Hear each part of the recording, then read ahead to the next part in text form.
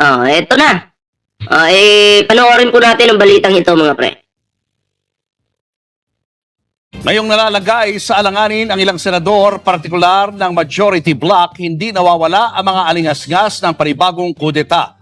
Lalo't ang isang miyembro ng mayorya, posible pang makulong habang ang isa naman ay nagtatago. Live mula sa TV. Alanganin po talaga yung, yung grupo ng mga senators. Alanganin po, may nagtatago, may makukulong.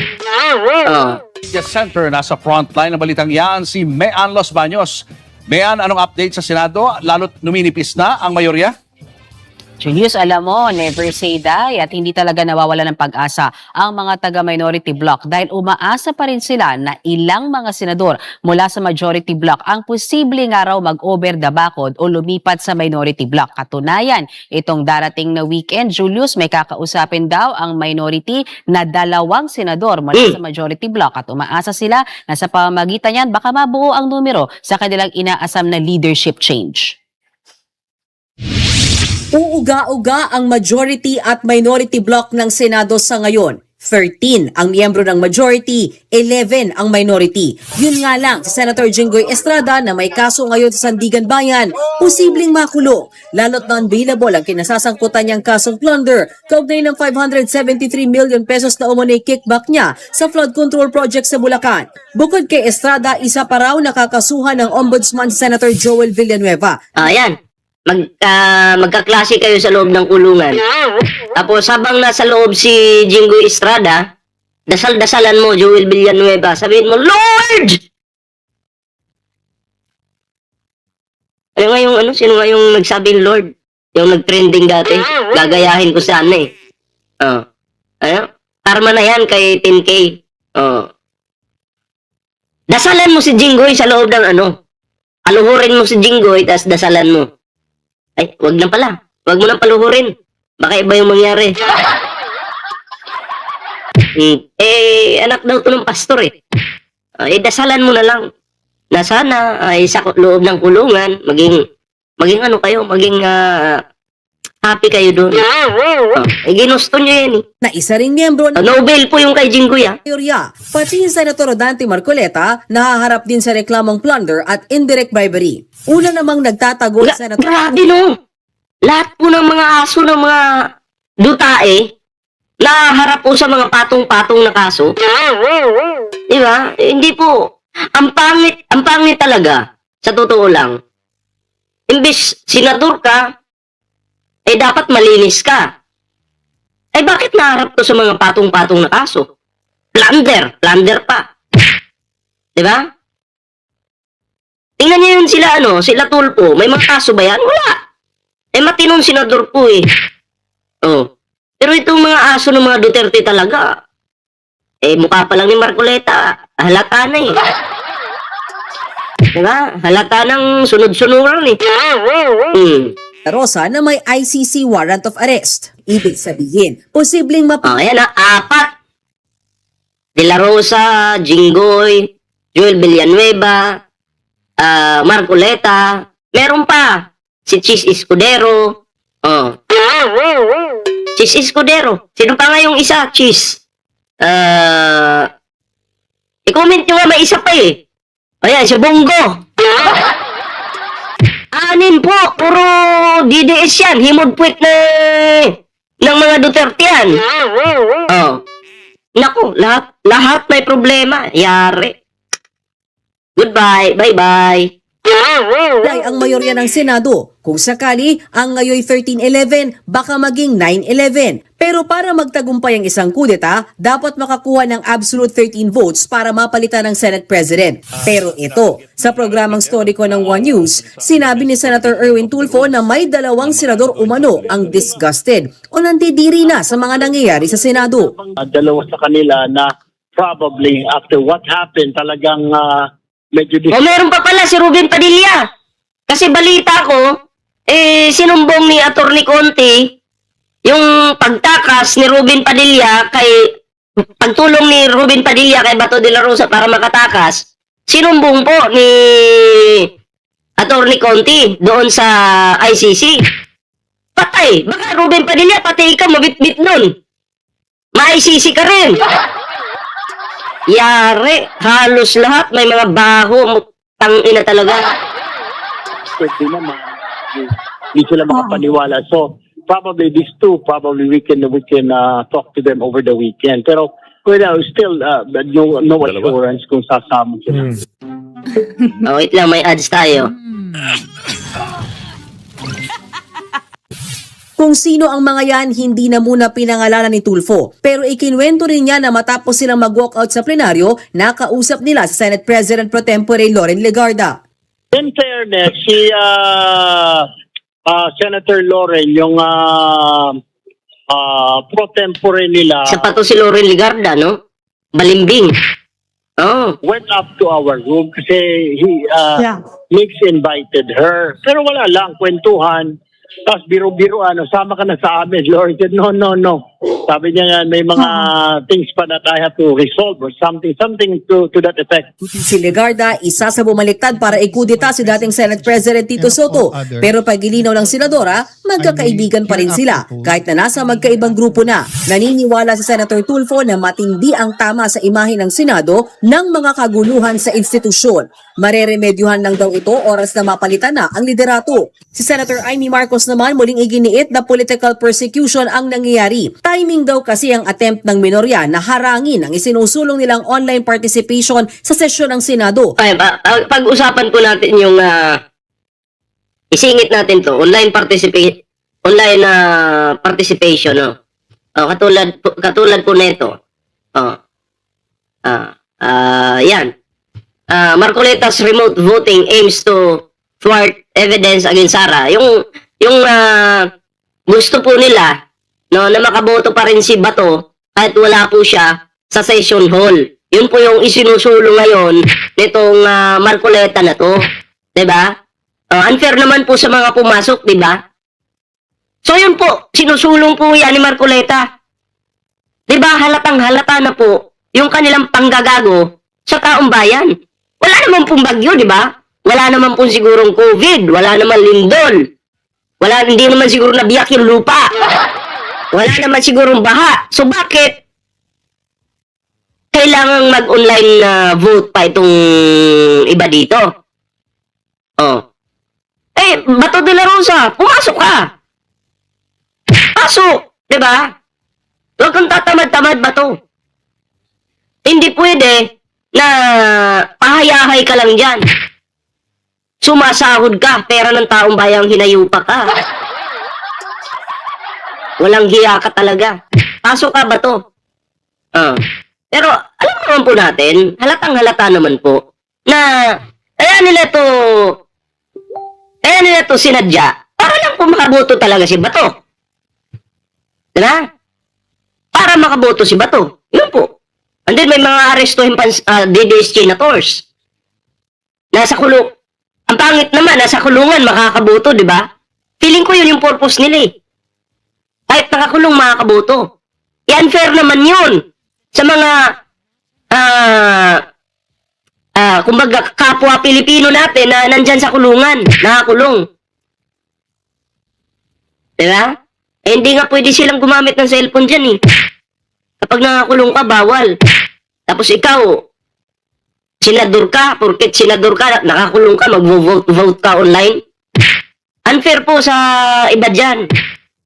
Diba? So, yun po yung, sa tingin ko, yung purpose ni Marcoleta dyan, mga preno, na makaboto itong baklang si Bato. Yun. Tuloy tayo dito sa video natin, mga pre. At ang kaso laban kina Ah.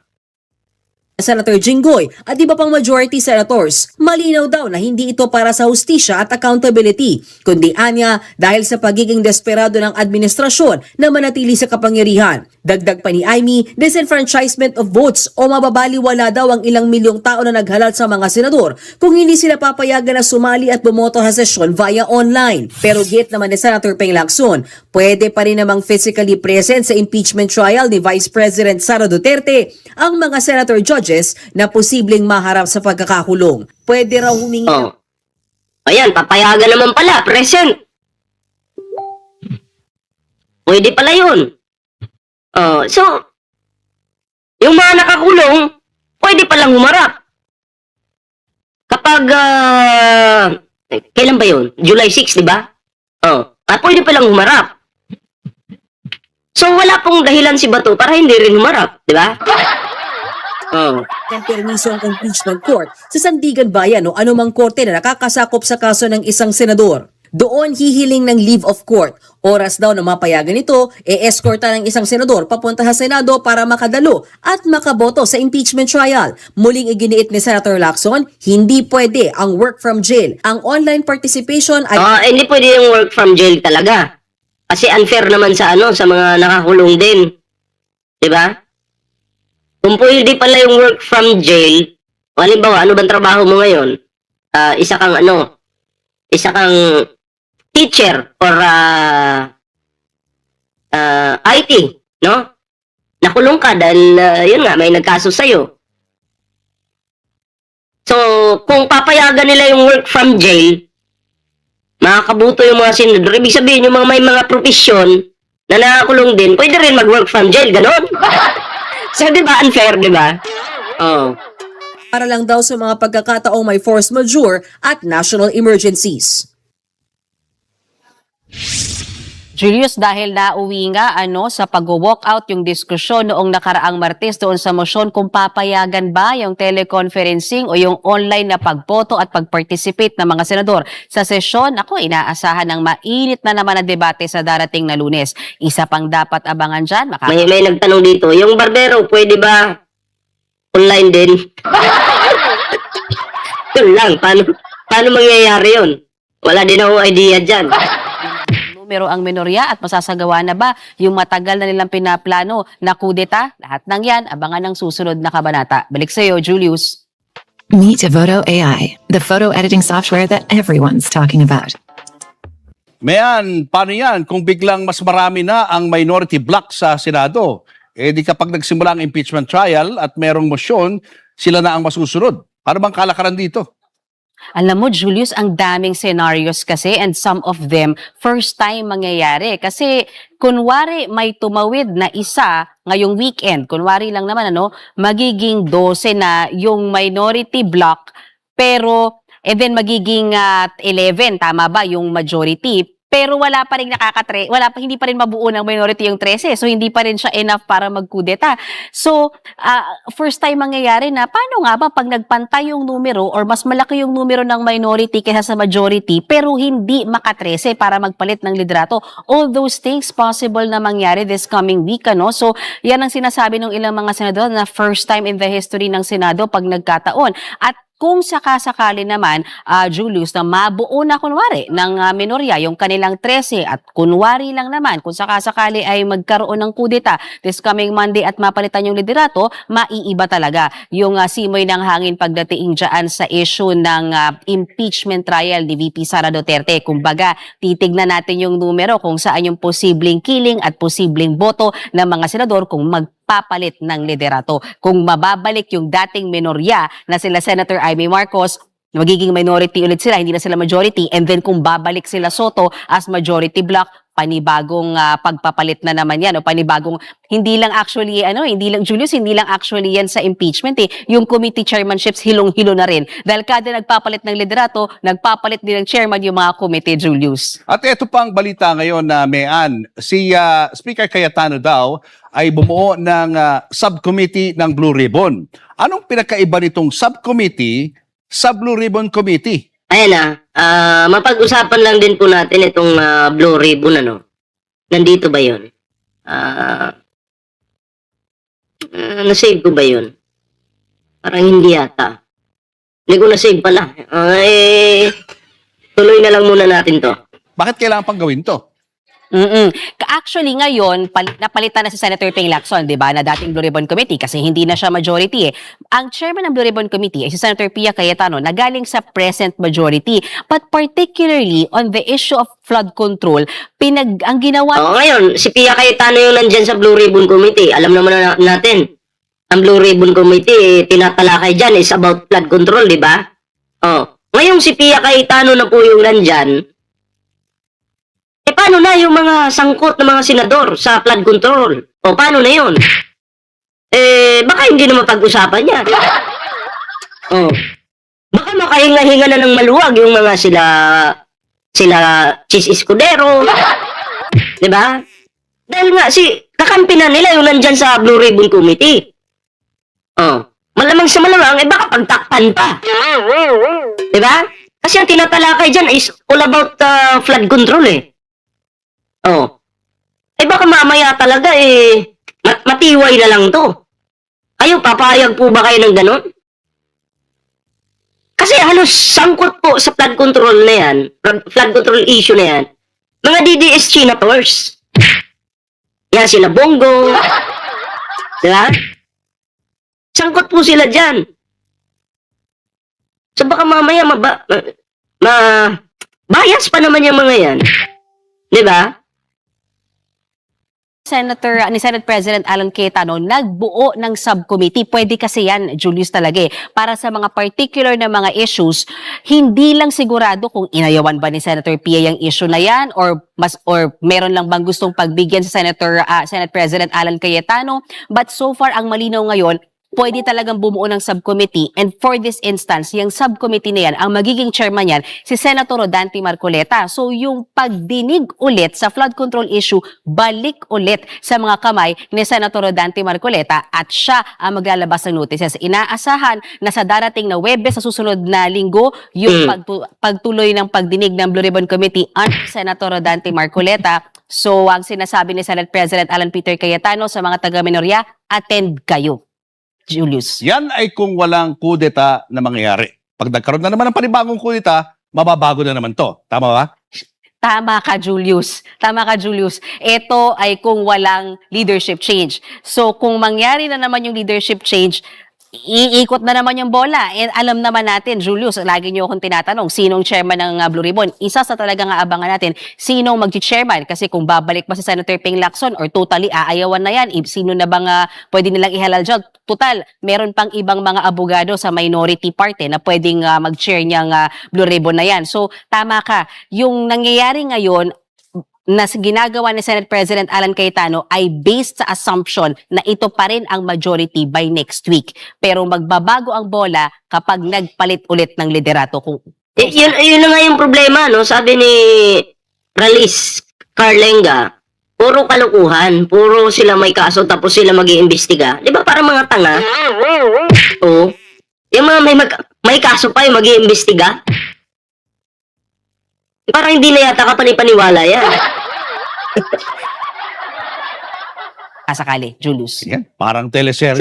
Sana magkaroon tayo ng batas, na kapag senador ka, may kaso ka, hindi ka pwede magbida-bida na ikaw yung mag-iimbestiga. Ang pangit naman kasi ng ganun. Yung may plunder case, mag-iimbestiga.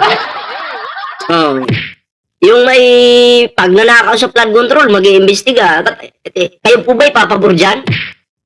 Diba? Simplihan lang po natin Kapag nagnakaw ka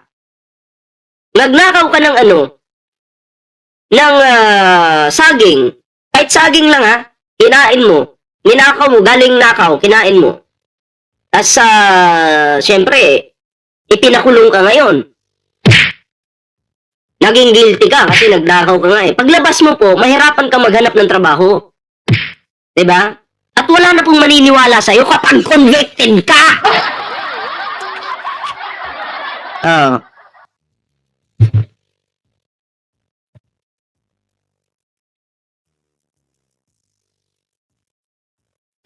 Di ba pag convicted ka, wala nang maniniwala sa'yo. Kaya pag sinabing, you are guilty. Wala na. Wala nang maniniwala sa'yo. Tama? Press 1 po sa naniniwala sa ganun. So kayo po, ano po yung inyong reaction dito? Ano po yung inyong opinion? Ayan, comment nyo po yan. Para po mabasa po natin, no? Yung inyong mga komento. Ayan.